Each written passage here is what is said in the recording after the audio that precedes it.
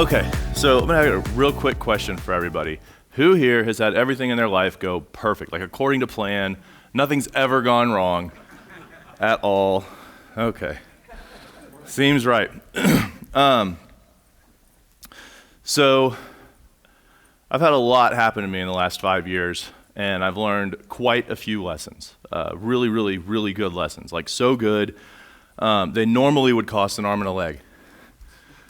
Clearly I got them half price, and I've got an even better discount for y'all today because it's free. So I'm at Garrett Dimon, and I've had a lot happen to me in the last 5 years, a whole lot, both business, health, everything. And the business, my leg, these are things that were very deeply important to me. Part of my identity, the business more so than the leg. Well, hang on, before I get too deep, I know everybody's got this one question that's just weighing on their mind, and we need to get the elephant out of the room. I briefly considered working at IHOP. It would have been very on brand, just slightly less lucrative. And so I went ahead and went in a different direction. I think I'll probably stick with software. So for a little context, this has been going on to me for about 5 years. It's been about a year, 2 years, going on 2 years since I actually amputated. And I've had a whole bunch of crap happen to me and lost a whole bunch of time and productivity to appointments, just being tired, exhausted, worn out in bed, and it was rough. Thankfully, after having gone through all of this, like these days, there's really only one thing that I get anxious or worried about anymore, that I stress out about. And I have to be very, very, very, very careful when I'm talking to people, and I have to enunciate very clearly when I tell them I'm going to see my prosthetist. So all of that adds up to about 120 days lost, or that's roughly losing your vacation for 5 years straight. That's about 6.8% of the last 5 years of my life, or who here would like to just sleep about an hour and a half less every night for 5 years straight? So that's kind of what I've been through at a high level. At the same time, so a little bit about me. I've been fascinated by software development, the process of creating software, shipping software, just all the aspects of it, the logistics of it. And there's a joke I like to tell that I think really summarizes shipping software. There's 10 engineers that go to a class. They work for an avionics company, so they make software for airplanes. And they're going to a class to train to be managers. And the teacher rolls in and says, all right, here's how we're going to start the class. I've got one question for you. You're going on a business trip, and you notice as you're getting on the airplane a plaque that shows your team wrote the software that powers this airplane. How many of you would get off the airplane? 9 hands shot up. Right? So the 10th, the teacher's going, this is a loaded question. You were supposed to raise your hand. Why didn't you raise your hand? Oh, this is really simple. My team wrote the software that powers this airplane. It's not getting off the ground. So I think all software teams are dysfunctional in their own way, not in a purely bad sense, but I think there's always ways to improve and optimize. And even if you get settled into a good path, your team grows, and you've got to adjust. At the time, when I started Sifter, this was in 2008, I felt like small teams, I wanted to make bug tracking more approachable to small teams, more accessible. And so I launched Sifter, because the world did need yet another bug tracker. In and of itself, Sifter really isn't a super fancy case study or really anything drastic to learn from. But the crossroads of Sifter, dealing with my leg, the health issues, and ultimately selling it really, really taught me a lot. So that's kind of what we're going to talk about, is the intersection of all of that. I no longer work at Sifter, obviously. I sold that. Nowadays I work at WildBit. If you're not familiar with WildBit, you may be familiar with some of our products. Working for WildBit was one of the best decisions I've made through all this. And a lot of that has to do with WildBit, just being WildBit's a really great company, but a lot of it has to do with accepting that I didn't have to be my own boss for the rest of my life. I may, again, someday. I feel like sometimes we get caught up thinking that that's the only way we have to do things. And it's good, but it's not always the right way. So sometimes it's okay to let go. In addition to that, through all of this knowledge, I've been in the SaaS world for a long time, been doing a lot of software stuff. I wrote a book about that. I wrote it about 4 years ago, and then going through all of this, I realized how wholly inadequate it was, and I needed to update it. It's since then gone from 36,000 words to almost 100,000 words and a whole bunch of other resources. The good news is, the book is done, it's online, you can read it today for free. Just go to the website, startingandsustaining.com. There's a spreadsheet, that's also free. Can really help you wrap your head around the financials. It's just a Google sheet, you duplicate it, customize it for your needs, go to town, and helps you get a good idea of what you're looking at financially. Uh-oh, the timer didn't start, so I'm afraid I'll just wing it. If I run over, it's not my fault. I'm hopefully going to finish it up. It's going to be an audiobook, Kindle, all that stuff here pretty soon, but it just shares all of that wisdom. Perfect. So, how did this all happen to me, my leg?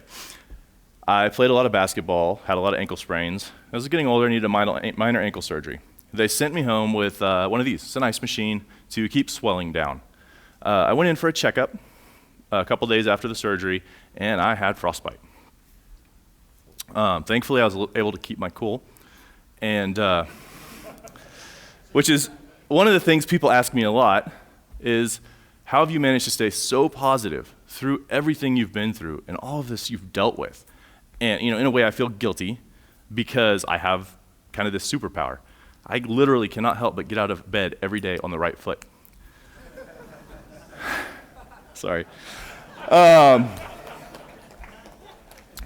Long story short, really it comes down to when things suck, you just got to keep going. You got to keep trudging through it. And there's a story with Sifter, and this happened probably in about year 3. I wasn't quite full-time, but it was borderline. It was getting there. I was right on the cusp. I was going to make it.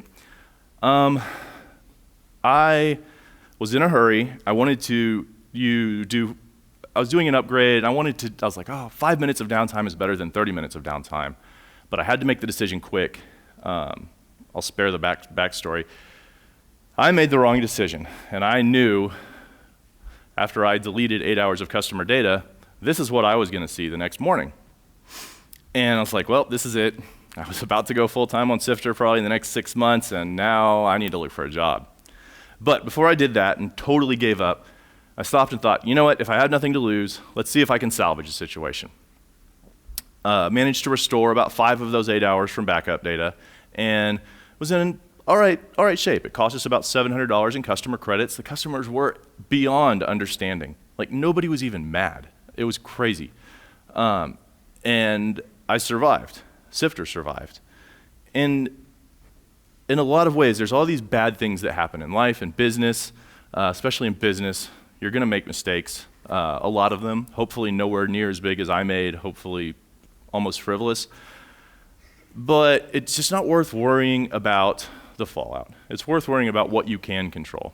And with anything, it's best to just do it. And, do I have to pay Nike for that? I think. You want to just get started. If there's a problem, break it down into its parts, figure out what you can handle, and attack it. If it's starting, don't worry about the ideas. Start hacking on something. Have fun. Follow your passion. The ideas will spin off. These days, serverless is the hot new thing. I'm suggesting we go codeless, right? See what you can build without writing any code. All of these tools are incredible, right? They let you do amazing, amazing things without anything. And that exploration can open up a lot of ideas, and it can help expose your mind to just what you're trying to attack, what you're trying to tackle, how big it is, how small it is. And even better, chances are pretty good you can build something that will justify people giving you money with just these tools or these kinds of tools. We look for inspiration. We want it to just come to us, but it doesn't happen. Inspiration comes from doing the work and letting things happen to you, and then noticing things, connecting the dots.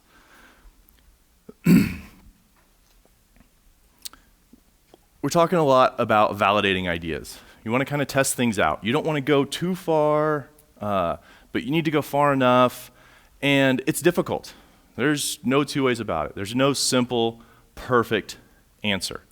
You want to approach everything with baby steps, one little step at a time, like Rob's stair-step approach. You don't want to just go all in. A good story from this with my doctors, not my doctors because it was brief.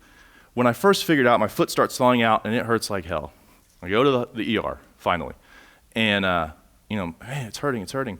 And so they give me a shot of morphine.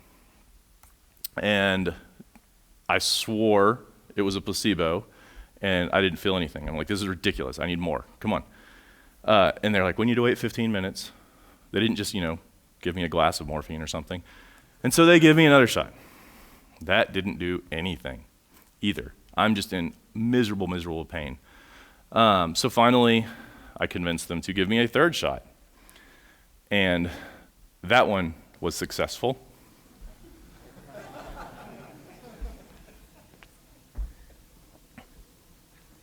Hang on, wait for it. You can thank my wife for having the presence of mind to be so concerned about me that she pulled out her phone to video me. You don't always know if something's going to work. You want to kind of try something, and it's tough. You've got to try just enough that it's worth, and you're actually going to learn something, but you don't want to go so far in that you waste a bunch of resources. And that's going to be the case forever with building a business, no matter how big it gets. Every idea, it's a tough line to walk. With getting started, I think there's a lot of ways. If it's software, you can take a different approach. There's always something bite-sized you can take away from it, extract, and start there with that little core bit of an idea, and then expand it. Then start making it more complex, one step at a time. The nice thing is, by doing this, you don't start thinking about taking money until version 3 there. You start thinking about taking money at version 1, it's just a lot more of a pain in the ass to take the money because you have to process it manually or send an invoice or something like that.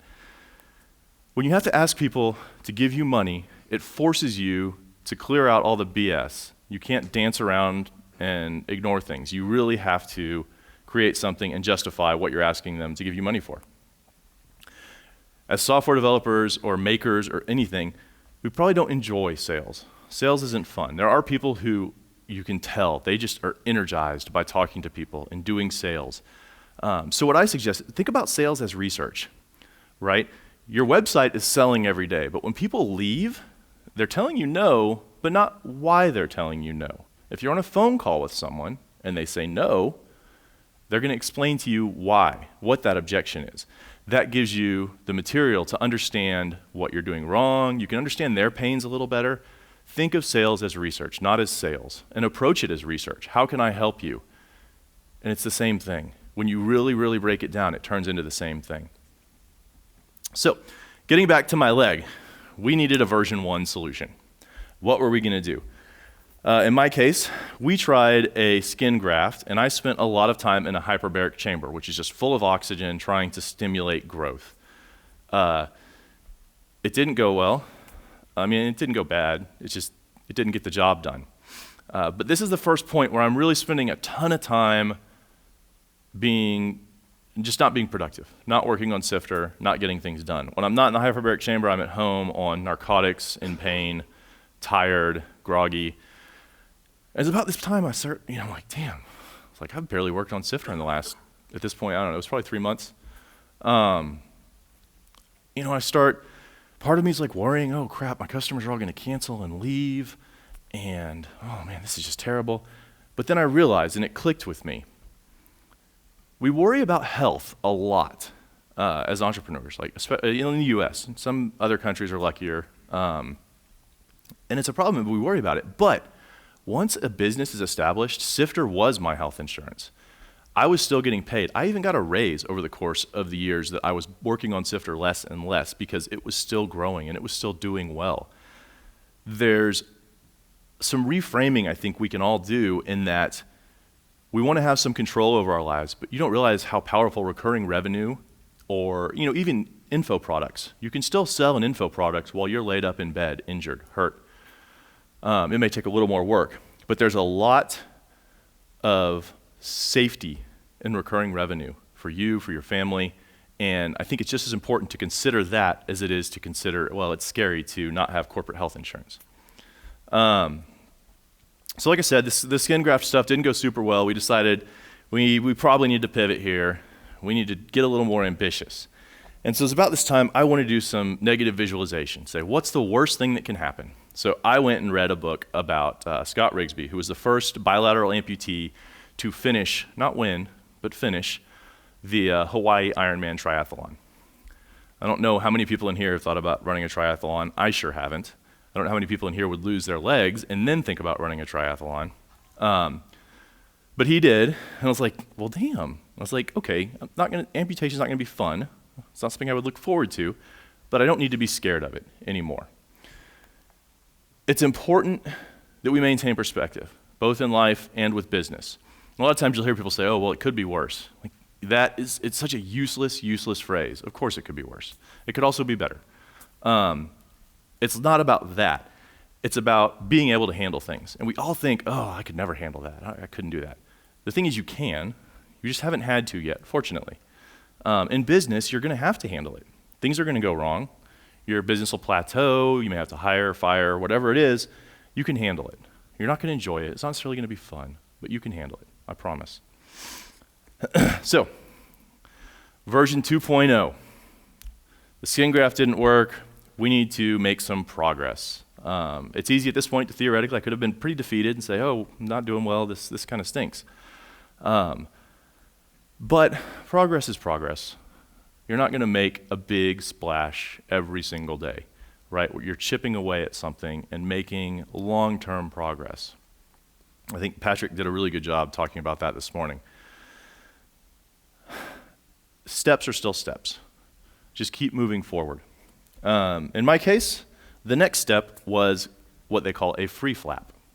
If a skin graft is the equivalent of taking some skin like bacon and laying bacon over your skin, a free flap is where they take a chunk of your body and move it to another area. So I had a free flap. It's supposed to be an 8-hour surgery. It turned into 10. I was supposed to be in ICU for a week. I ended up in much longer.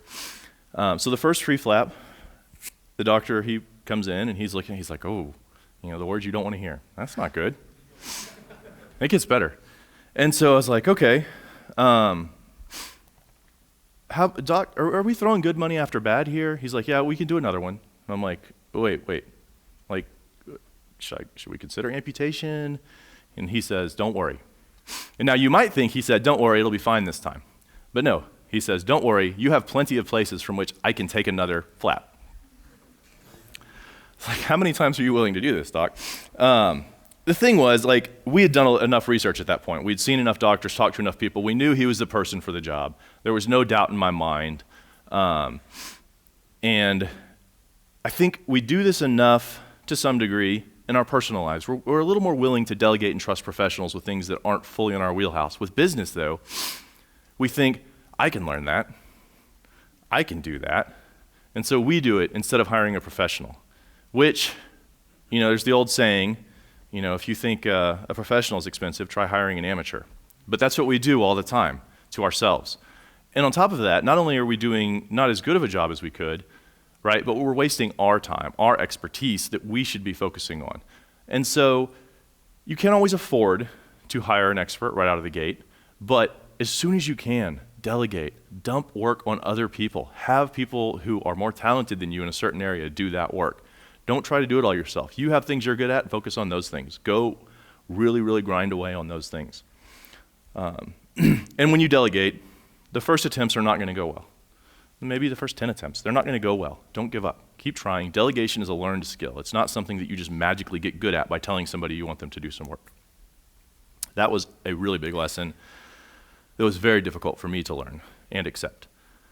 So, version 2.1, that second flap. Here we go again. So I'm in ICU, and if you've never been in ICU, it is not a fun place. It is rather miserable. There's wires running everywhere. You can't move. There's things beeping, but they give you a magical button.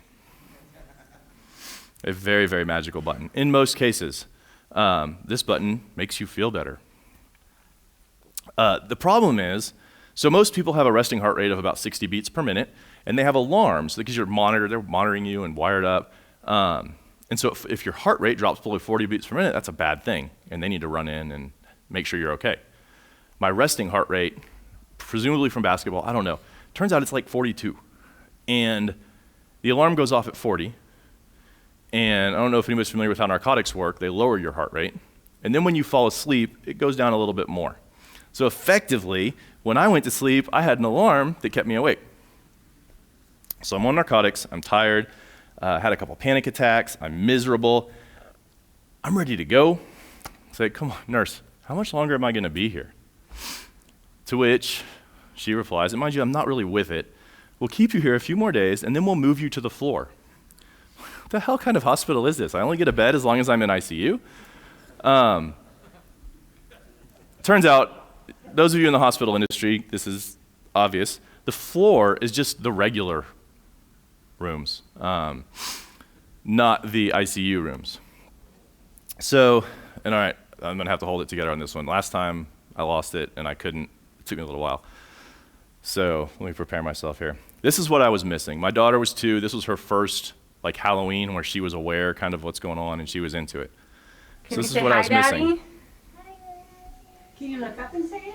Look up here. Say, I miss you, Daddy. I miss you, Daddy. Say, cluck, cluck. Cluck, cluck. Cluck, cluck. Are you a chicken? Cluck, cluck. Say, love you, Daddy. I love you. All right. So, I'm getting videos and pictures, and kids aren't allowed to go to ICU. I think it's like 13. And there's just too many wires and things they're worried, so I can't see her. I'm stuck in ICU, I'm miserable, and I'm not working on Sifter. It's rough. It's rough. And so I get out of ICU, and I start thinking more seriously about Sifter and what the future is. At the time, nothing happened, but this is about the time I reached out to Chris and Natalie at WildBit to say, and I mean, I knew if I sold Sifter, they were the first people I called. Sifter used one of the products, integrated with another one. I'd worked with the team a bunch. I knew what kind of company they were, and I saw that, and working with them as being key to my recovery, being in a good place with a good team. Nothing worked out at the time. It didn't make sense. I was kind of afraid I was just chickening out because this was the lowest point, and we decided to just stay in touch, and we did. But nothing happened at that point. Then I start getting into, okay, I got my flap, time to recover. At this point, we still believe and hope that amputation's off the table. It's never even gonna be close to being on the radar. Things don't automatically, it's not just magic, right? You don't just start a bit. It's not if you build it, they will come, right? It's a lot of work. Growth, though, and this is something I learned way too late. Sifter plateaued a couple times, and we always would get through it one way or another. But I didn't think about it this way, and I should have. It's just a math problem. Growth is only a math problem, right? So there's your straight line of your hypothetical growth. With no churn, you will grow, and it will be awesome. But churn exists, and there's only so much you can do, right? Some companies go out of business, churn happens. So there's a formula, and it's, if you have 100 customers and you lose 10 a month, and you're gaining 10 a month, you're plateauing. And so there's gonna be a point, formulaically, where you will plateau. It may be 500 customers, it may be 1,000 customers, but it will happen.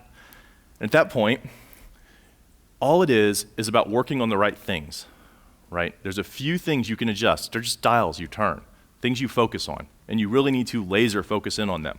You need to know what those numbers are, but it's a really simple formula. And it can be more complicated than this, but this, in hindsight, would have helped me focus so much and know where to spend my time instead of spinning my wheels and stressing out about whether we're working on the right things.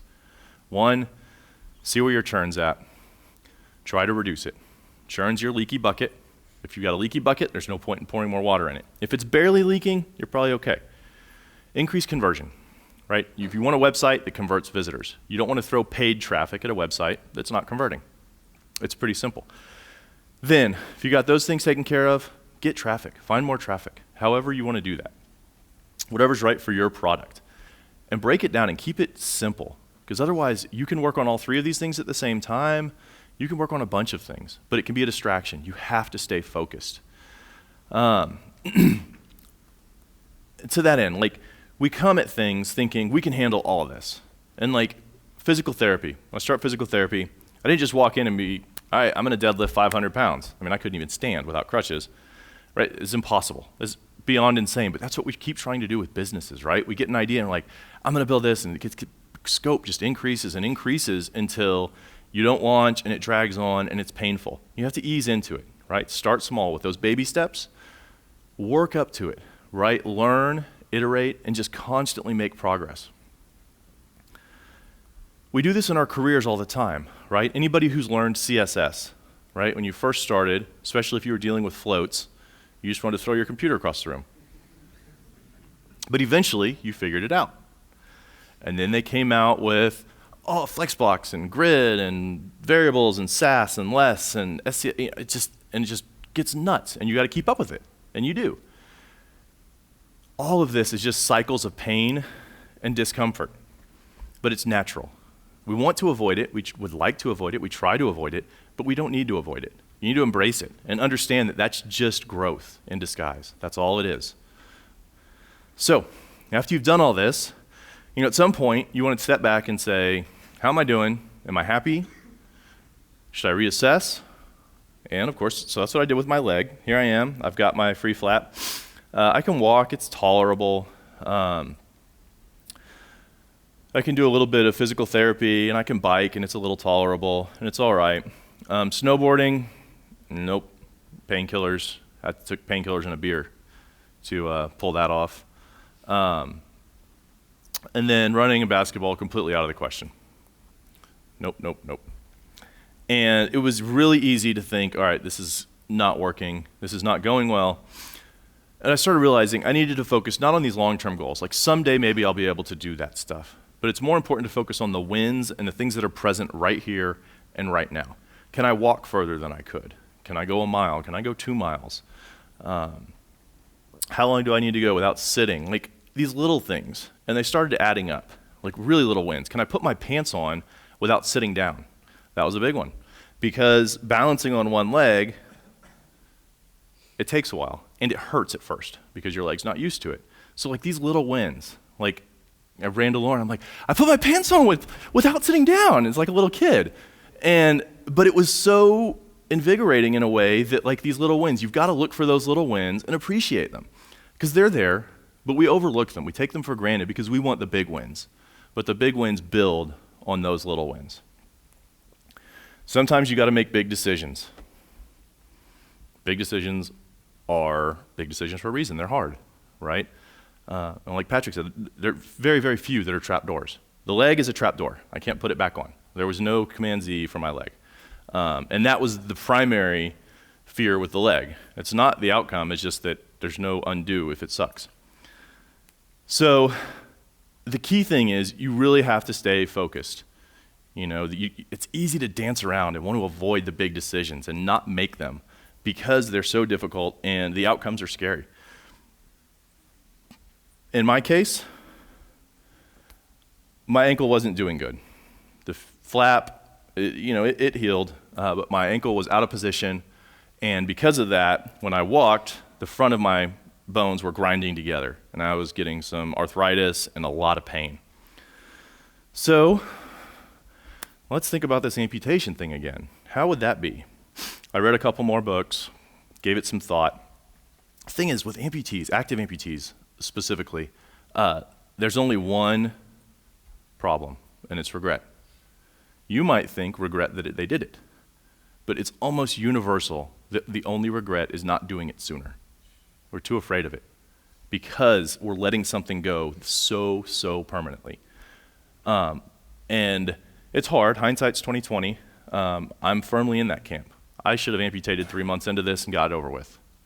Instead, I basically put life on pause for 5 years while we fought it. Not to say that you should rush into an amputation, but it's not as bad as everybody thinks. Same time, we welcomed our second daughter, and starting to think more like, all right, well, what does a fusion look like? What does an amputation look like? Theoretically, a fusion's a 6-month recovery. Done, no big deal. Amputation, theoretically, it takes 18 months until you're really through it, and Lauren's gonna have a lot more burden. We've got young daughters, like, this is terrible, terrible decision. I wanted to amputate very, very badly at this point. I felt like that was the best long-term solution, but at the same time, I felt an obligation to try the simplest, theoretically safest solution. So, of course I did. They shoved some screws in my foot, got it back in the right position, and I gave WildBit another call and said, all right, I think I'm done. And we sold Sifter. Well, I joined WildBit, put Sifter on the market, joined WildBit. It was difficult, but it was the right thing to do for me without a doubt. Working at WildBit has been so much healthier for me than running my own business.